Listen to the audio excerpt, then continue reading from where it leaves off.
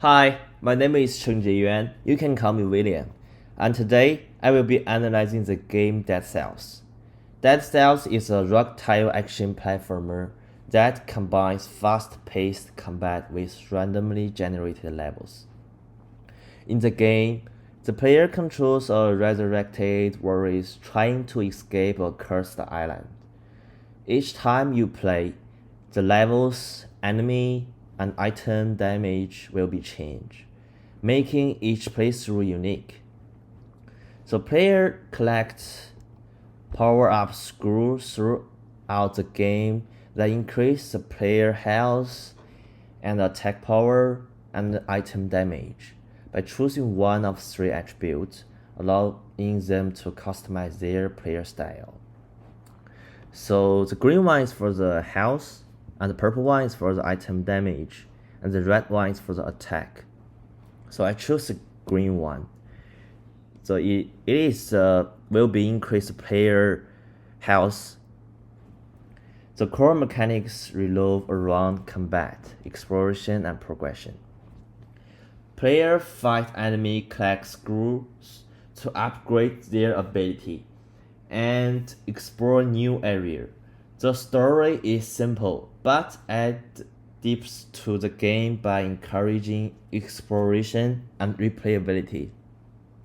In this analysis, I will be use mechanics, dynamics, and aesthetics MDA framework to analyze how Dead Cells create engaging gameplay.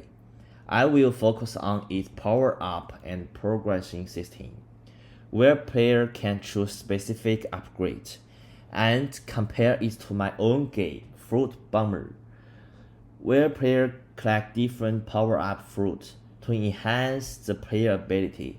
The goal is to understand how Dead Cells handle player choice and progression, and how similar ideas can improve Fruit Bomber design. Now that we have covered the general overview of Dead Cells, let's dive deeper into the analysis using the MDA framework, starting with the game core mechanics. In Dead Cells, the game mechanics revolve around combat and player progression. Player can choose different weapon and power-up scrolls to improve their attribute, such as health, or attack damage and item damage. So every time the player dies and restart the game, the weapons available for pickup are different, the enemy and the position differently, and the scores are positioned different on the map. Those choices are crucial because they directly affect how the player fights and survives. The game levels are procedurally generated, so each time the player starts a new round, the layout, enemy, and item will be changed, which keeps the gameplay fresh and unpredictable. This system is similar to the Fruit Bomber, where players collect fruit from destroyed wood box to upgrade their ability. And each time you start the game, the fruit dropped from the wood box you explore will be different. For example, apple can increase your speed and watermelon can expand the bomb blast range. Just like a Dead Cells, players need to collect as many screws as possible in the game to decide which ability to use first to improve the player's attributes, and finally phase to boss of the last level. This will make it easier to kill the boss and pass the level smoothly. The same is true for Fruit Bomber. Players need to blow up as many wood blocks as possible in the previous levels and avoid the enemy pursuit. This will have a greater chance of obtaining fruits that improve the player abilities, and it will be easier to kill the boss in the final level and pass the level smoothly. Both games create a sense of progress, forcing players to make strategy choose and determine which upgrade will be best help them succeed. The dynamics in Dead Cells are driven by the interaction between its core mechanics, fast-paced combat and player progression, and its procedure level design. The randomized level layout, enemy placement, and item drops mean that players are constantly adapting to new challenge each time they play. The unpredictable nature of the game environment forces players to quickly change their strategy based on the resource they have, such as which weapon or power screws they find. This unpredictable ability adds a strong replayability element, as no two playthroughs are the same. In Fruit Bomber, a similar dynamic system comes from the random drop of power-up fruits from Destroy Wood Box. Players must adjust their strategy based on the fruits they collect, whether it is increase their speed with the apples, enhancing their health with the cherries, or expanding their bomb range with watermelon. This randomness is power-up drops force players to be flexible and adjust their gameplay according to what is available in each level, much like in Dead Cells. However, it's in Fruit Bomber the randomness is more controlled, especially as the player progresses to later level where enemies become tougher and the frequency of power-up drop decrease. This requires players to be even more strategic about their fruit choice, particularly in the final boss level, where they are limited to only two abilities. The dynamic interaction between random fruit drop and strategy decision adds depth to the gameplay, challenging players to adapt their player style to the resource available. The aesthetics design of Dead Cells is important for building its atmosphere and supporting its gameplay.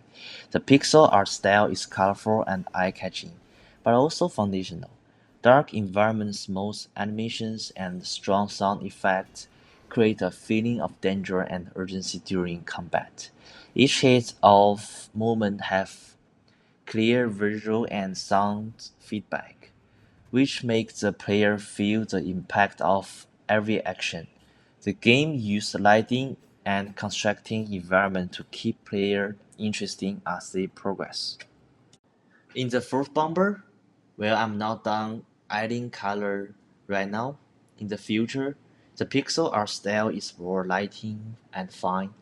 The fruit and explosion are bright and easy to see, which helps players quickly identify power-up and focus on the key gameplay elements, such as bomb placement and enemy movement. Well, Fruit Bomber Wave looks more cheerful than Dead Cells. Both games use visual to convey important gameplay information. In Fruit Bomber, the bright colorful help players decide which power-ups to collect, and the crispy explosion and enemy recreation provide instant feedback, making players feeling in control. Dead Cells using a dark looks to heighten the intensity of combat, while Fruit Bomber will use a bright design to create a fun and easy to understand atmosphere. However, both games use their art style to support the core gameplay, whether it's fast combat in Dead Cells or strategy bomb plays in Fruit Bomber. From my analysis of Dead Cells, a key takeaway is the importance of meaningful player choice in progression. In Dead Cells, players choose power scroll to upgrade health, attack, or item damage, and this impacts their strategy in each run. In Fruit Bomber, a similar approach can be applied, where player must choose between different fruits, like speed or bomb range. By limiting their options, especially in the boss level, I can emphasize decision making and strategy, making the gameplay more engaging. Another major lesson is the use of randomness. Dead Cells, procedure level, and random item drop ensure no two runs are the same, keeping the game replayable for Fruit Bomber. I can use random fruit drop, and enemy placement to create variety or force player to adapt. However, unlike Dead Cells, the randomness in Fruit Bomber will need to be more controlled to maintain its focus on strategy planning rather than fast reflex. The visual design in Dead Cells also play a crucial role, with its pixel art and strong visual feedback making combat more intense. In Fruit Bomber, I can apply this by enhancing the clarity of explosion and power up. Enhancing player can quickly assess the situation during key momentum. However, while Dead Cells emphasize fast-paced combat, Fruit Bomber focus more on strategy and planning, so its pacing will remain more measured. The randomness will add challenge, but it must be balanced so that player can still control their decision.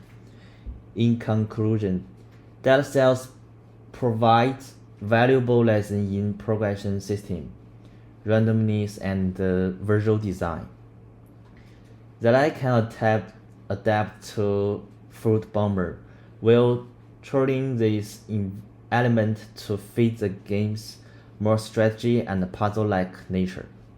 Thank you for watching.